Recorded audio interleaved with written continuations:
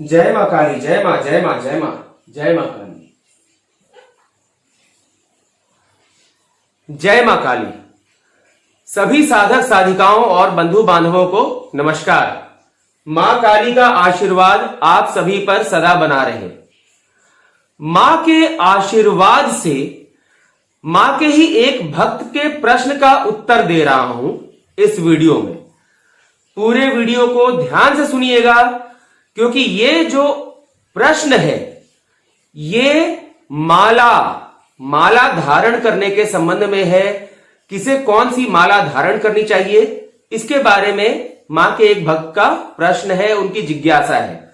इसलिए इस वीडियो को आरंभ से लेकर अंत तक देखने का ध्यान रखिएगा, ताकि आप जान सकें कि आपको भी कौन सी माला धारण करनी चाहिए।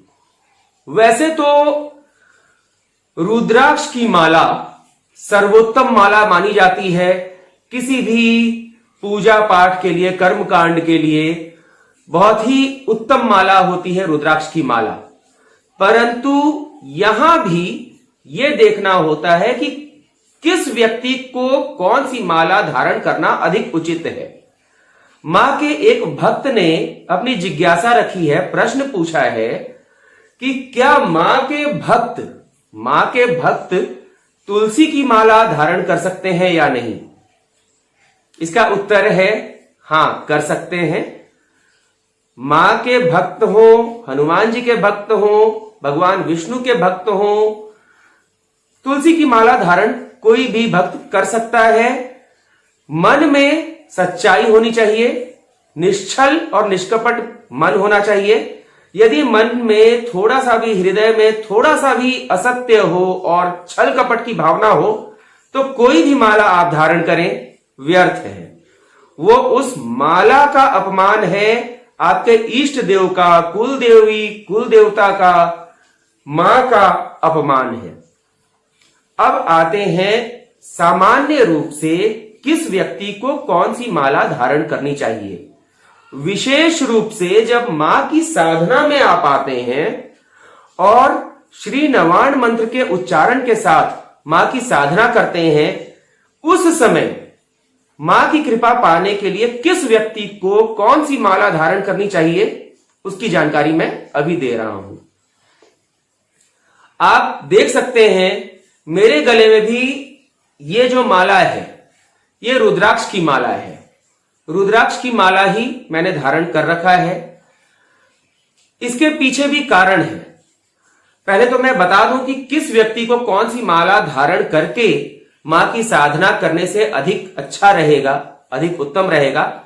धारण आप भी रुद्राक्ष की माला कर सकते हैं, तुलसी की माला कर सकते हैं। कोई भी ऐसी माला जिसका उपयोग पूजा पाठ में होता हो, उसका आप उपयोग कर सकते हैं, उसे धारण कर सकते हैं सच्चे हृदय के साथ, निष्कपट निश्चल हृदय के साथ। अब मुख्य बात पर आते हैं। यदि आप विद्यार्थी हैं, शिक्षा के क्षेत्र में हैं, पढ़ाई के क्षेत्र में हैं, शिक्षा ग्रहण कर रहे हैं, ऐसी स्थिति में मां की साधना के लिए यदि आप स्फटिक की माला कैसे आप जानेंगे, मैं वो भी बता दूं। वो कांच की तरह दिखती है, आर पार दिखने वाली, ट्रांसपेरेंट, पारदर्शी कांच की तरह दिखती है स्फटिक की माला। स्फटिक की माला विद्यार्थियों के लिए सर्वोत्तम मानी जाती है। मां का कहना है कि स्फटिक की तरह ही उनका हृदय उज्जवल और मस्तिष्क उज्जवल होगा, और जो भी शिक्षा वो ग्रहण करेंगे अथवा शिक्षा प्रदान करेंगे, वो पारदर्शी तरीके से उनके अंदर समाहित होगा। और यदि वो किसी को दे रहे हैं तो उनके अंदर से बिना किसी रुकावट के, बिना किसी अवरोध के उनके पास से दूसरे के पास जा सकेगा। इसलिए स्फटिक की माला यदि धारण करते हैं और उसके साथ साधना करते हैं मां की, तो ये विद्यार्थियों के लिए, शिक्षा जगत से जुड़े हुए लोगों के लिए सर्वोत्तम है। अब आते हैं महिलाओं पर। ये फिर से मैं यहां बता दूं, स्फटिक की माला न केवल छात्र धारण कर सकते हैं, बल्कि जो छात्राएं हैं वो भी स्फटिक की माला का उपयोग कर सकती हैं। इसमें कोई रोक नहीं है। अब आते हैं महिलाओं पर। आप गृहिणी हैं, घर में आप घर को संभालती हैं, जो कि एक सबसे बड़ा कार्य है। गृहिणी ही सबसे बड़ा कार्य करती हैं। तो यदि आप गृहिणी हैं अथवा आप कामकाजी महिला भी हैं, बाहर जाकर भी काम करती हैं, मां की साधिका हैं, मां की आराधना करती हैं, तो आपके लिए सर्वोत्तम है लाल चंदन की माला। लाल चंदन की माला के साथ यदि आप मां की साधना करते हैं, मां की आराधना करती हैं, तो आपके जीवन में हर चीज लाल अर्थात मंगल होगा।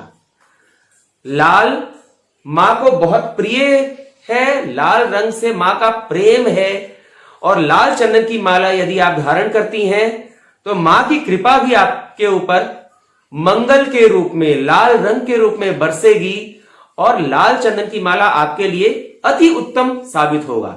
ऐसा नहीं है कि आप लाल चंदन की माला के बदले रुद्राक्ष की माला धारण करें तो कोई समस्या हो, ऐसा नहीं है। आप रुद्राक्ष की माला भी धारण कर सकती हैं, स्फटिक की माला भी धारण कर सकती हैं, परंतु लाल चंदन की माला सर्वोत्तम है यदि आप मां की साधना करती हैं तो, अपने जीवन को उज्जवल बनाना चाहती हैं तो, और वो आपके लिए अति उत्तम साबित होगा।